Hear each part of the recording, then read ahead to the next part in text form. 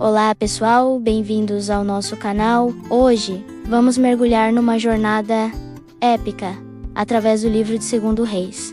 Se você gostou da nossa exploração de 1 Reis, prepare-se, porque a história continua com ainda mais intrigas, profetas poderosos e o destino de 2 nações em jogo. O livro de 2 Reis começa exatamente onde 1 Reis parou. O reino de Israel está dividido. Israel no norte e Judá no sul. E, infelizmente, a maioria dos reis, tanto do norte quanto do sul, continua a se afastar de Deus, levando o povo à idolatria e à injustiça. É um período de grande turbulência política e espiritual. No meio desse caos, surgem 2 dos profetas mais extraordinários da Bíblia, Elias e seu sucessor, Eliseu. A história de Elias conclui-se de forma espetacular logo no início de 2 Reis. Em vez de morrer, ele é levado aos céus num redemoinho, numa carruagem de fogo. É uma das cenas mais icônicas de toda a Bíblia. Após a partida de Elias, Eliseu assume o manto de profeta. E que sucessor ele foi? Eliseu pede uma porção dobrada do espírito de Elias. E Deus concede. Sua vida é marcada por milagres incríveis. Ele purifica águas, multiplica o azeite de uma viúva para pagar suas dívidas, ressuscita o filho de uma mulher sunamita e até cura Naamã, um comandante sírio da lepra, através de um simples ato de fé, mergulhar 7 vezes no Rio Jordão. Esses milagres não eram apenas demonstrações de poder, eles eram sinais constantes do cuidado e da misericórdia de Deus, mesmo quando a nação inteira parecia ter-lhe virado as costas. Enquanto Eliseu realiza milagres, a situação política dos reinos só piora. No Reino do Norte, Israel, a sucessão de reis é uma verdadeira novela de traições, assassinatos e idolatria. Reis como Acasias e Jorão continuam a seguir os caminhos pecaminosos de seus antepassados. A idolatria a Baal, promovida por Jezabel,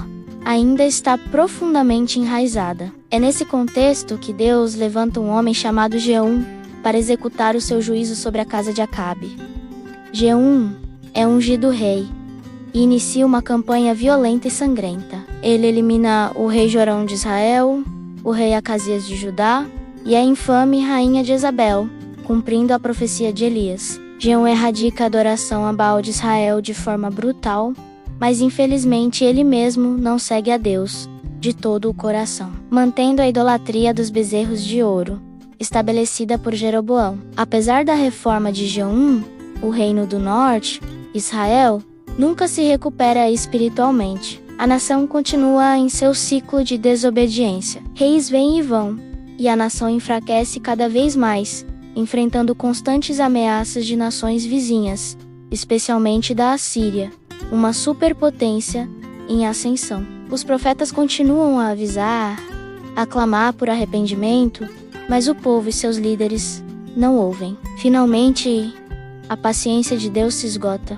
O inevitável acontece. Por volta de 722 a.C., o poderoso Império Assírio, liderado pelo rei Salmaneser, invade Israel. A capital, Samaria, é cercada e, após um cerco de 3 anos, a cidade cai. Os assírios prendem a maior parte da população israelita, que se espalham por todo o seu império. Essas são as famosas 10 tribos perdidas de Israel. O Reino do Norte deixa de existir para sempre. O livro de 2 Reis deixa claro. Isso foi um resultado direto e trágico da contínua infidelidade e idolatria do povo. Com o Reino do Norte destruído, a história se concentra exclusivamente no Reino do Sul, Judá.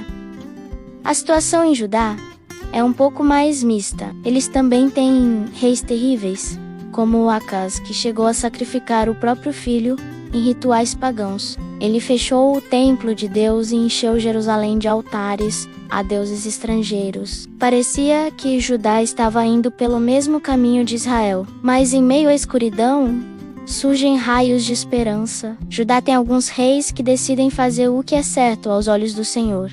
O primeiro grande reformador é o rei Ezequias. Ele reabre e purifica o templo, destrói os ídolos e restabelece a celebração da Páscoa. Ele confia em Deus de uma forma que poucos reis fizeram. Quando o rei assírio Senaqueribe, depois de destruir muitas cidades de Judá, ameaça Jerusalém, Ezequias ora fervorosamente a Deus.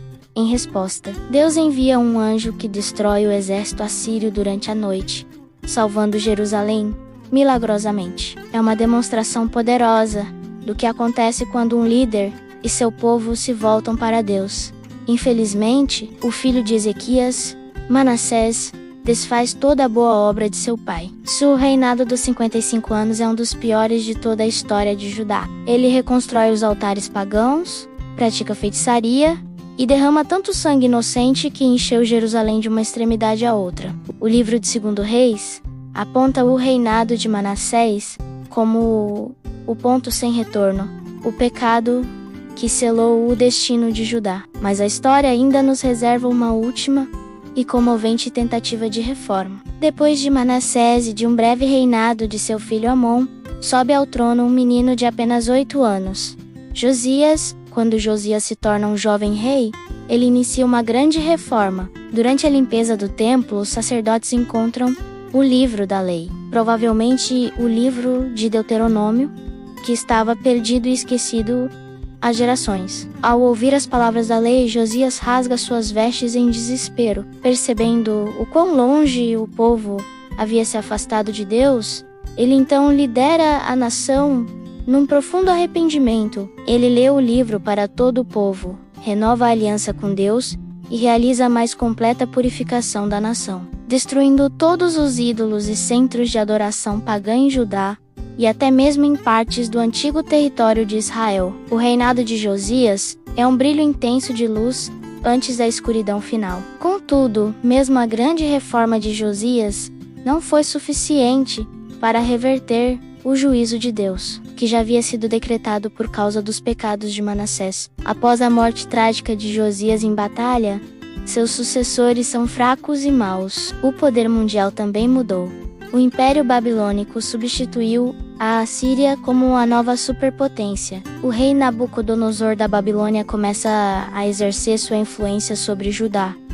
Ele invade, deporta alguns dos nobres e cidadãos mais importantes, incluindo o profeta Daniel, e estabelece reis fantoches em Jerusalém. Apesar dos avisos constantes do profeta Jeremias para que se submetessem à Babilônia como forma de juízo divino, os últimos reis de Judá se rebelam. A rebelião final leva à catástrofe. Em 586 a.C., Nabucodonosor retorna com força total. Após um longo e terrível cerco que causa fome e sofrimento indescritíveis, os babilônios invadem Jerusalém. Eles destroem a cidade, queimam o magnífico templo de Salomão até o chão e deportam a maior parte da população restante para a Babilônia. O reino de Judá chega ao seu fim. A terra prometida está em ruínas e o povo do pacto está no exílio. O livro de 2 Reis termina de uma forma sombria, mas com uma pequena centelha de esperança. No último parágrafo, lemos que o rei Joaquim, que havia sido levado cativo, é libertado da prisão, na Babilônia, e recebe um lugar de honra na corte do rei babilônico. Este pequeno ato de bondade sugere que, mesmo no exílio, Deus não abandonou completamente o seu povo. A linhagem real de Davi, da qual viria o Messias, foi preservada. E essa é a história de 2 Reis. É uma narrativa poderosa sobre as consequências da obediência e da desobediência. Mostra-nos um Deus que é paciente e misericordioso, enviando profetas e realizando milagres para chamar seu povo de volta. Mas também nos mostra um Deus que é justo e que não permite que o pecado continue para sempre. A queda de Israel e de Judá é um lembrete solene de que nossas escolhas têm consequências reais e duradouras. Obrigado por assistir a esta jornada conosco. Espero que tenha ajudado a esclarecer este livro tão importante. Se você gostou deste vídeo, não se esqueça de deixar o seu like, compartilhar com seus amigos e se inscrever no canal para não perder os próximos estudos. Deixe nos comentários o que mais te impactou na história de 2 Reis. Até a próxima!